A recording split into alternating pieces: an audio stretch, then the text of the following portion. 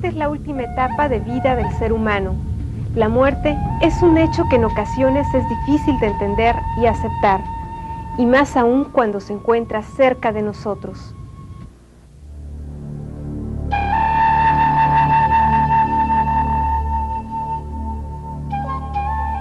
Hablar de muerte es hablar del común denominador de todo ser viviente. La muerte es parte de nosotros, pero no para todos tiene el mismo significado. Las influencias culturales y religiosas de cada país son algunos de los factores que influyen en las diversas percepciones que se tienen ante esta etapa de nuestra vida. En la antigüedad, para los pueblos prehispánicos de América, el miedo a la muerte no existió. La muerte era considerada como un tránsito en el que no necesariamente existían castigos. Quizá poco conocido a nivel popular, pero lo cierto es que en las religiones prehispánicas no existía el infierno, no había un concepto de infierno.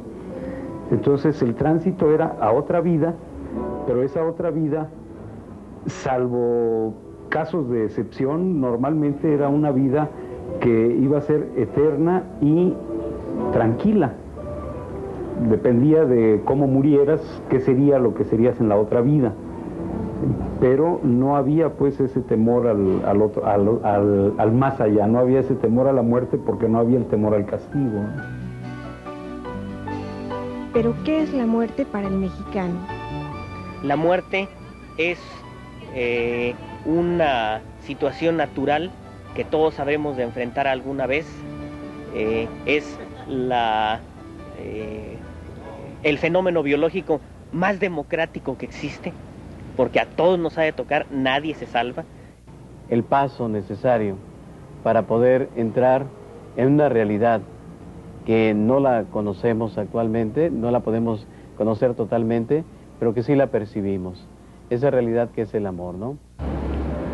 Pero en cualquier caso, para mí en lo personal, yo lo que te diría es que, bueno, me parece que es algo natural, no es algo a lo que le tema, aunque sí, te repito, es algo que no quisiera que llegara pronto. Entonces, es un momento doloroso, es como cuando una persona se va de viaje o se va a vivir a otro país. Bueno, sabemos que ya nos vamos a ver, entre muchas probabilidades, y nos duele, así en el caso de la muerte, ¿no? Pero es algo muy normal, muy natural en todo ser viviente, ¿no? Conservar la vida a toda costa es el lema del juramento hipocrático. Esta encomienda el personal médico la acepta cumplir al ejercer su profesión. Pero en ocasiones no es tan fácil salvaguardar una vida. No depende totalmente de un médico la salud de su paciente. En algunos casos, la fase terminal se prolonga demasiado y el sufrimiento del enfermo y su familia es aún más intenso. Pero la esperanza de la recuperación es difícil que claudique. Estar aferrados a la vida es un fenómeno que persiste, pero también en otras ocasiones la resignación es más inmediata. Esto no significa que no exista sentido de humanidad, solo es mayor capacidad para aceptar a este fenómeno natural, la muerte. El bien morir o facilitar la muerte a un individuo es la eutanasia. Actualmente se conciben dos tipos: la eutanasia activa, que favorece la muerte al inyectar una sustancia química, y la eutanasia pasiva, que consiste en solo ofrecer lo elemental al enfermo, evitando el respiratorio mecánico o medicamentos que ayuden temporalmente al funcionamiento del corazón. Pero creo que aquí debemos de hacer una diferenciación entre la práctica de eutanasia y el morir con dignidad. Cuando un individuo está en una fase terminal de una enfermedad, por ejemplo, el caso más común, un cáncer terminal, en el cual no se le puede ofrecer absolutamente ya nada, un cáncer incurable. Entonces, lo que hay que hacer es favorecer que este paciente esté en un medio hospitalario o quizás en su casa, rodeado de su familia, que le estén dando afecto, que le estén dando amor, y los cuidados con los cuales pueda él tener los últimos días de su vida con tranquilidad, que pueda morir sin dolor. Entonces, el médico debe de saber en qué momento ayudar a morir con dignidad a su paciente.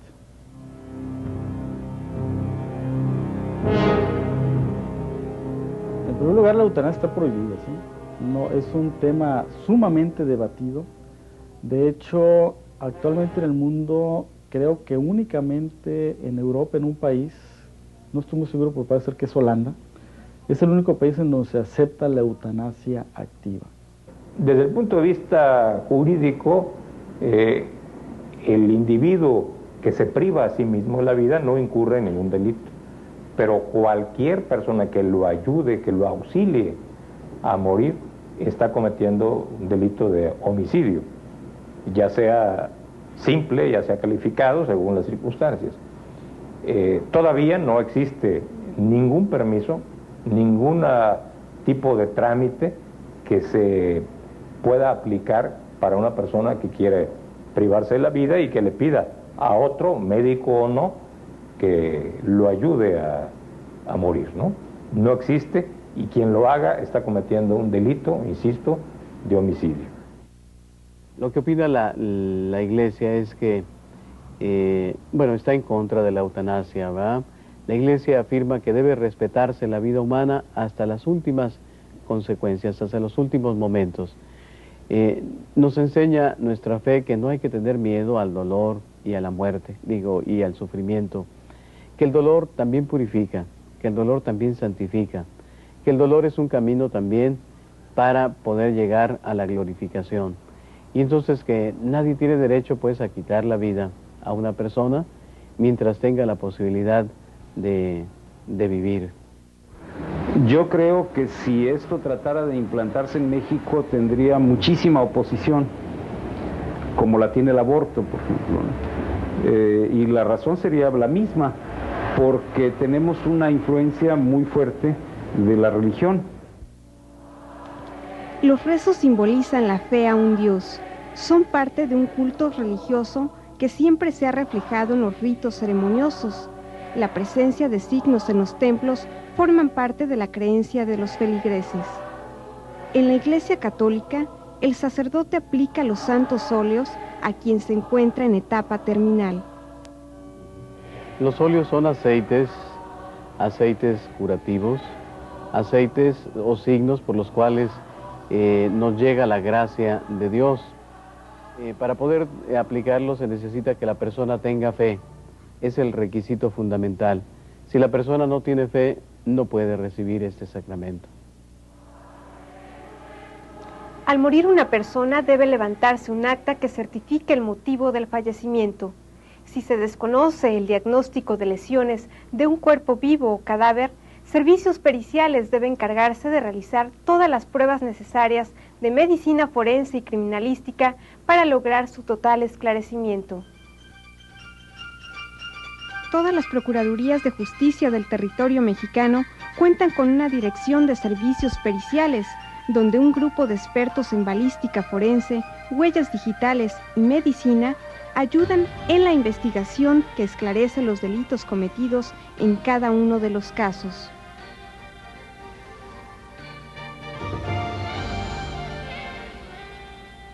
Los cadáveres son trasladados al anfiteatro. En este sitio son valoradas cada una de las lesiones. En caso de que el cuerpo no sea identificado de manera inmediata, se coloca en refrigeración para que se conserve en buen estado. 5 grados bajo cero es la temperatura que permite evitar la descomposición de los cadáveres. En este lugar son alojados de 15 a 30 días o quizá un poco más. Todo depende del lugar donde hayan sido encontrados y el diagnóstico de su muerte.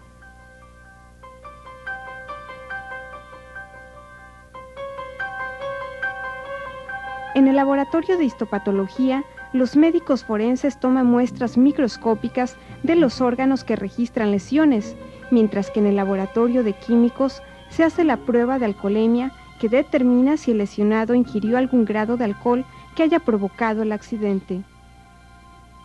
Para comprobar si los detenidos dispararon recientemente un arma de fuego, se aplica la prueba de rodisonato de sodio.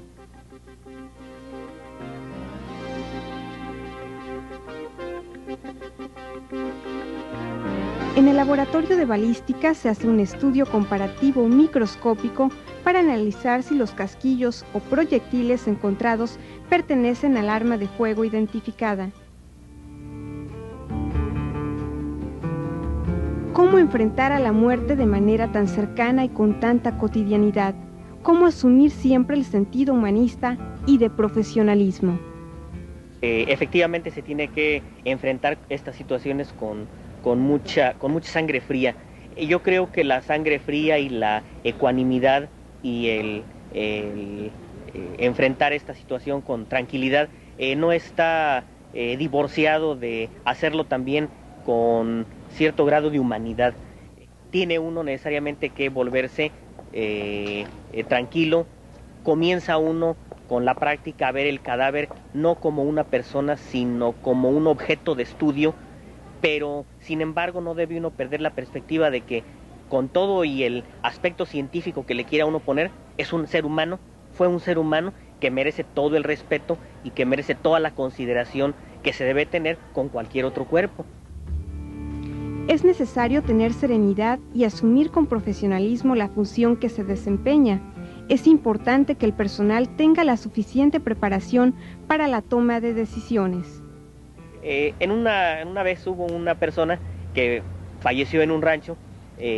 No había manera de avisar a las personas especialistas en esto. Entonces, pues alguien del propio ejido se presentó haciendo funciones de ministerio público que realmente sí le correspondían.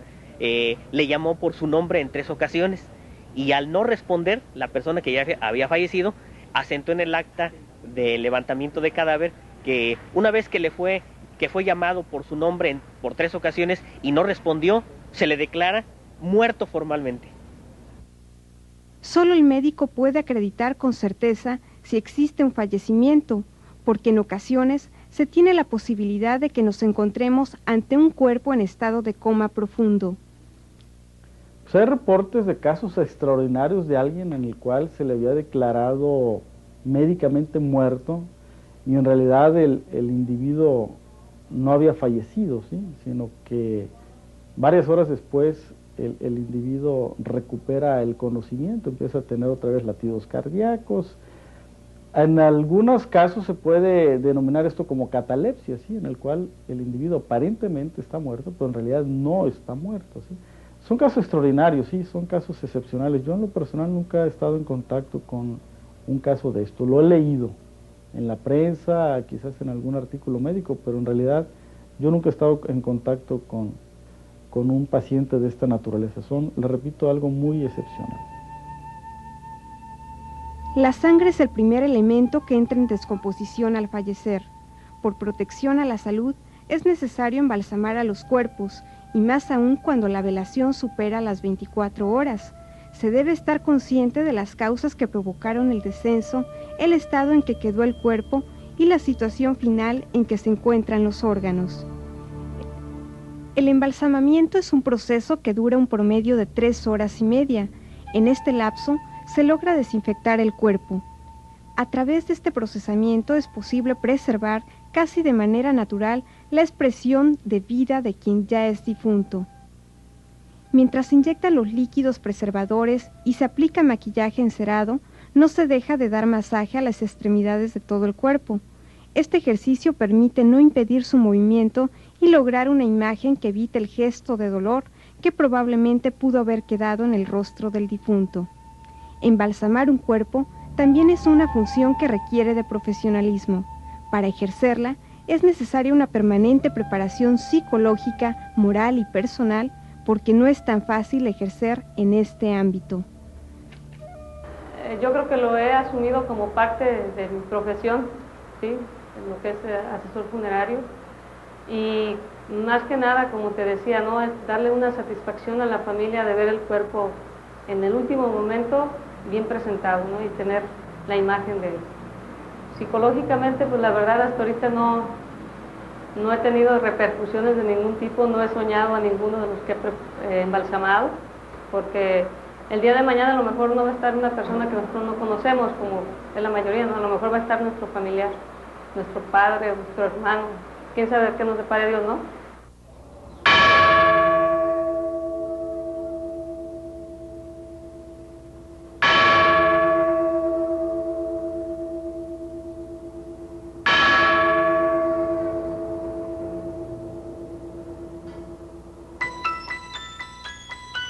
3 metros bajo tierra es la profundidad superior en la que quedan los cuerpos al darle sepultura.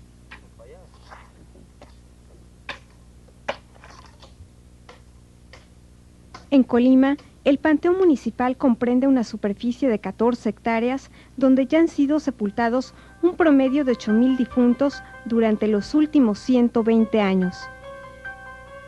Yo lo veo como si fuera un templo. Siempre me han gustado los panteones, todo el tiempo. Yo verá que aquí en la tarde, después de que cerramos, vengo, doy unas vueltas, y ando todo, porque es una tranquilidad como usted está viendo, pero completamente tranquilo. Es un lugar bonito, a pesar de que hay muchas gentes que no les gusta venir al panteón.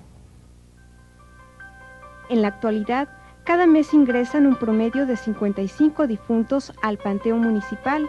Por lo tanto, el terreno para rendir sepultura se reduce y solo restan 3 hectáreas en las que aún se tiene la posibilidad de adquirir una propiedad para inhumar a los familiares.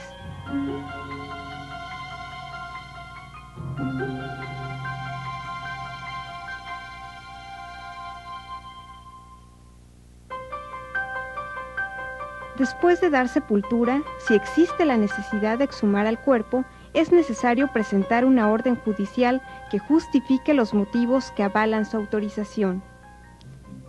No se puede exhumar a un cuerpo porque se tengan ganas.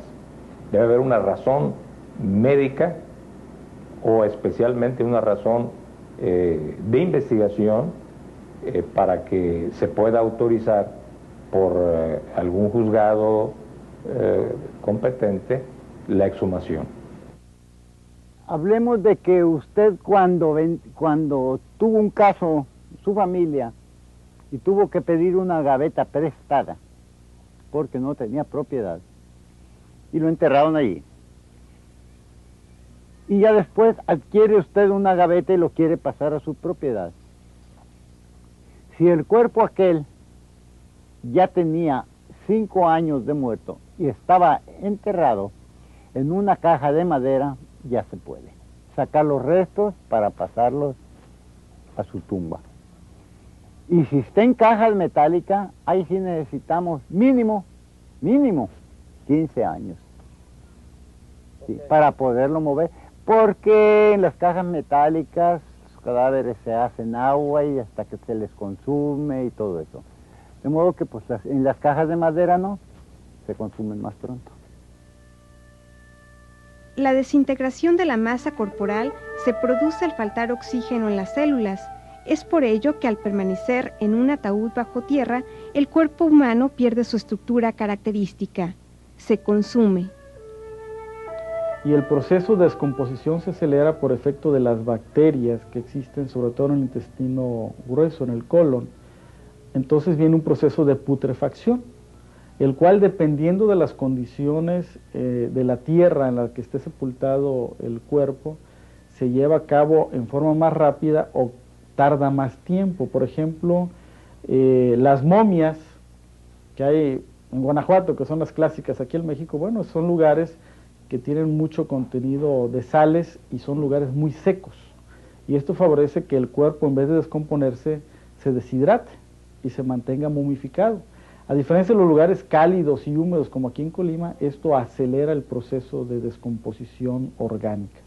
Entonces podemos decir que en lugares como Colima el proceso de descomposición del cuerpo es más rápido que en lugares secos. La cremación es otro método a través del cual los colimenses pueden despedir a sus difuntos. Este servicio funeral puede realizarse después de 12 horas de haber fallecido. En México, cremar es autorizado en los ámbitos religioso y jurídico. El 5 de julio de 1963, el Papa Pablo VI autorizó la cremación a los católicos. Es algo muy importante porque sobre todo aquí en Colima, pues la mayoría de gente somos católicos y mucha gente no se atreve a cremarse por el temor de que dice que solo los paganos se creman. La cremación es el método que consume el cuerpo humano en aproximadamente hora y media. 900 grados es la temperatura que hace posible quedar en cenizas. A polvo eres y en polvo te convertirás, ¿no? La concepción de la fe cristiana expresa que nuestro cuerpo es como una semilla que debe ser sembrada de nuevo a la tierra para que de ahí resucite convertido en una planta nueva. Durante muchos años se fue esta tradición y cuando se pensó en la posibilidad de la cremación, hubo rechazo de la Iglesia Católica porque los que la proponían era como un repudio, como una negación de la resurrección, ¿no? Era afirmar que la resurrección no existía, que nuestro cuerpo se terminaba, nuestra existencia se terminaba aquí en este mundo con la muerte. Y entonces la Iglesia, al ver que los que proponían la incineración era negar la resurrección, la prohibió durante mucho tiempo. Pero el derecho canónico actualmente aprueba ya la incineración, no hay ningún problema, siempre y cuando no se haga como una burla o como una expresión de negación a la resurrección de los muertos, ¿verdad? En el presente siglo, los mexicanos aún nos encontramos angustiados ante la perspectiva de morir. Pero nos diferenciamos de otras naciones porque transformamos a la muerte en algo familiar y cotidiano. Un ejemplo de ello son los nombres que les asignamos a calles y avenidas de nuestro país, como lo son la Calzada del Hueso y también la Barranca del Muerto. Pero también el término de muerte significa un desahogo. Esto se refleja en las calaveras, aquellos versos y caricaturas que el mexicano comenzó a implementar en la prensa mexicana después de la independencia y que hoy también forman un papel muy importante en la política al convertirse en una herramienta de crítica social.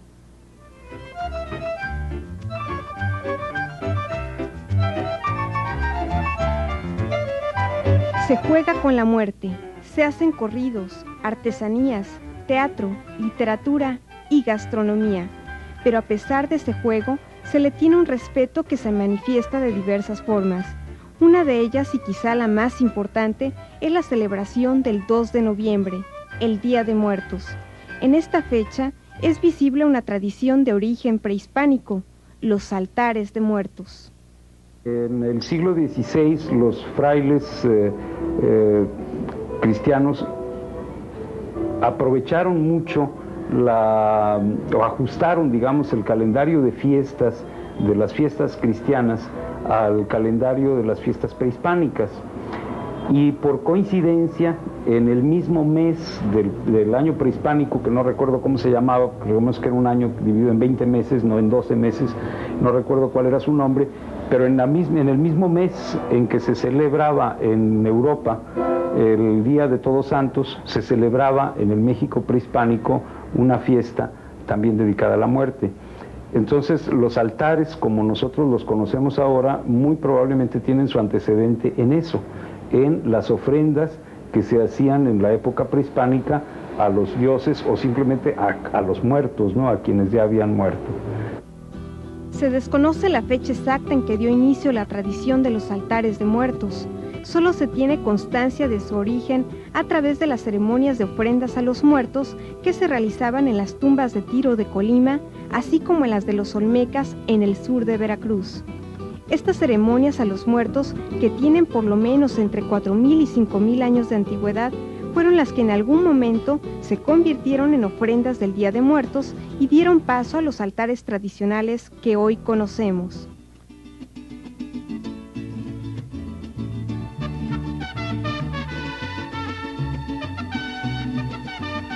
En cada región de la República Mexicana hay distintas formas de celebrar la fiesta a los muertos, pero la más notable y con total apego a las costumbres de nuestros ancestros es la que se realiza en zonas indígenas.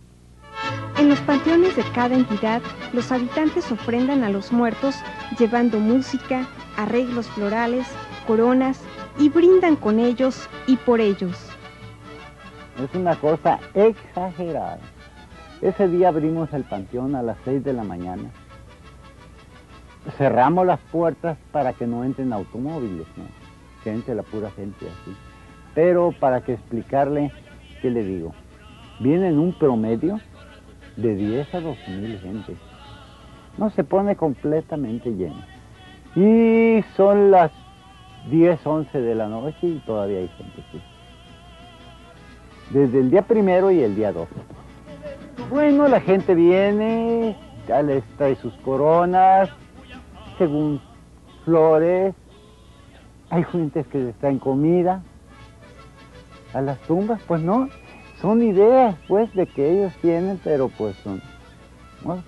Traen y encima de las tumbas les ponen una cazuela con carne, con chile o con frijoles o pozole, todo, y están ahí y se las dejan y ya después los mismos familiares se las comen. Venga, se ve bonito. En casas y cementerios, los altares de muertos son elaborados con objetos que pertenecieron al difunto, así como alimentos que fueron de su preferencia, imágenes religiosas, flores, velas, calaveras, copal e incienso. Según datos históricos, la festividad del Día de Muertos fue un factor que contribuyó en el surgimiento de la Feria de Todos Santos. Para entender por qué se celebra la Feria de Todos Santos hay que tener presente que el primer cementerio de la ciudad de Colima estaba en el atrio de la catedral. Entonces, la gente el Día de Todos Santos iba a celebrar a sus muertos en lo que ahora es el Jardín Libertad. Y ahí mismo se ponía un gran mercado. Entonces, esto duró hasta el siglo pasado. A principios del siglo pasado, no recuerdo exactamente, pero alrededor de 1830, se quita la feria, no la feria, perdón, sino el mercado, ¿sí? Y la fiesta que se hacía alrededor del mercado, se quitan del jardín y se pasan al jardín chiquito, a lo que ahora es el Jardín Torres Quintero, ¿sí? Después de eso, ya en la segunda mitad del siglo XIX, sí, la fiesta se pasa al Jardín Núñez, por ahí de 1880 más o menos, pasa la fiesta al Jardín Núñez, y en esa época desaparece el cementerio de Catedral. Pero para entonces, como ya no existía, ya no se celebraba en Colima la fiesta de San Felipe de Jesús, ¿sí? Y el mercado que se hacía alrededor de la fiesta del Día de Todos Santos se había vuelto muy importante, así es como nace la Feria de Colima. El Día de Muertos fue la fecha que dio origen a la Feria de Todos Santos. Es por ello que para los colimenses el 2 de noviembre es un día festivo en el que la tradición popular de los altares de muertos y la fiesta de la feria se conjugan, pero eso sí, no logran distanciar a la calavera que algún día nos ha de llegar.